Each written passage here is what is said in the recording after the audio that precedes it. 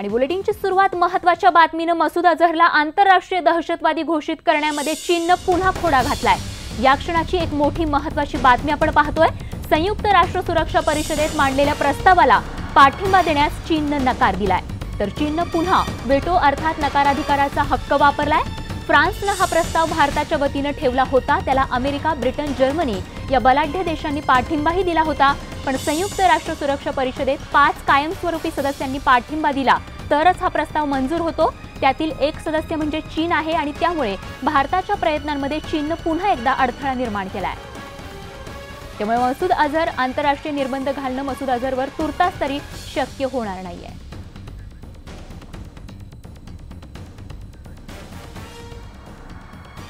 तर मसूद अझहरबाबत चीनची भूमिका निराशाजनक आहे अशी प्रतिक्रिया परराष्ट्र मंत्रालयाने दिली आहे। त्याचबरोबर या प्रस्तावात भारताची साथ देणाऱ्या देशांचे परराष्ट्र मंत्रालयाने आभार मानलेत।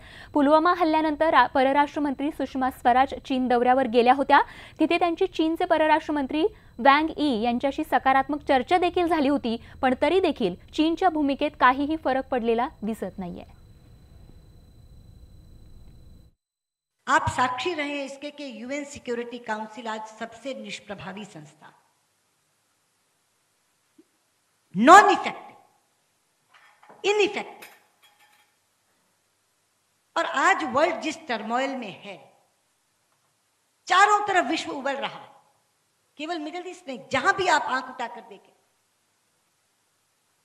मौन साधे बैठी है सिक्योरिटी काउंसिल, कुछ नहीं कर पा रही, क्योंकि वो जियोपॉलिटिकल रियलिटी को रिफ्लेक्ट ही नहीं करती। तर आंतरराष्ट्रीय घडामोडींचे विश्लेषक डॉक्टर शैलेंद्र देवळणकर यांनी चीनच्या या खोड्याचं काय विश्लेषण केलंय ऐकूयात। सगळ्यात पहिलं कारण आहे जे फार महत्त्वाचं आहे ते म्हणजे जैश ए मोहम्मदला आणि मसूद अझहरला चीनला आपल्या अंगावर ओढून घ्यायचं नाहीये। कारण आजच्या घडीला चीनच्या 40 अब्ज डॉलर्सहून फार जास्तच्या गुंतवणुकी या पाकिस्तानमध्ये झालेल्या आहेत। सीपेक म्हणजे चायना पाकिस्तान इकॉनॉमिक कॉरिडॉर, त्याच्या संदर्भामध्ये फार मोठ्या कन्स्ट्रक्शन साइट्स या सध्या पाकिस्तानमध्ये चालल्या आहेत। जवळपास 53,000 चीनी इंजिनियर्स आणि लष्करी अधिकारी आजच्या घडीला पाकिस्तानमध्ये आहेत। आणि जर चीनने जैश ए मोहम्मदच्या विरोधामध्ये काही स्टँड घेतलं तर ही संघटना त्या कन्स्ट्रक्शन साइट वरती अटॅक करू शकते। तिथले जे चायनीज इंजिनियर्स आहेत त्यांच्यावरती अटॅक होऊ शकतो।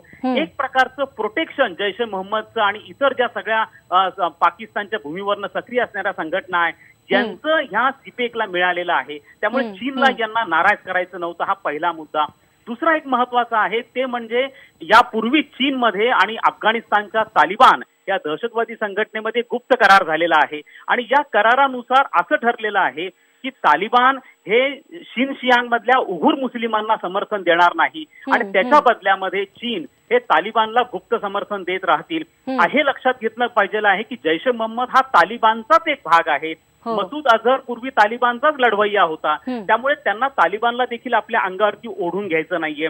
तिसरं महत्वाचं म्हणजे चीन आणि पाकिस्तान हे गेल्या 6 दशकांपासून अत्यंत जवळचे मित्र आहेत, त्यामुळे पाकिस्तानला चीनला अजिबात नाराज करायचं नाहीये। भारताच्या वाढत्या प्रभावाला रोखण्यासाठी पाकिस्तान हा नेहमीच चीनला मदत करत आलेला आहे।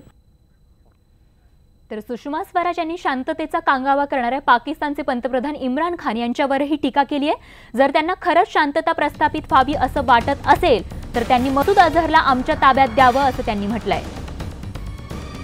इम्रान यांनी फक्त बोलघेवडेपणा करू नये, हिम्मत असेल तर मसूदला भारताच्या स्वाधीन करावा असं सुषमा स्वराज यांनी म्हटलंय।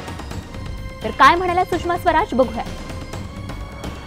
ये जो हमारे यहाँ आवाज शुरू हो जाती है ना, इमरान खान बहुत बड़े स्टेट्समैन हैं, इमरान खान बहुत उदारता दिखा रहे हैं, वो तो पीस चाहते हैं।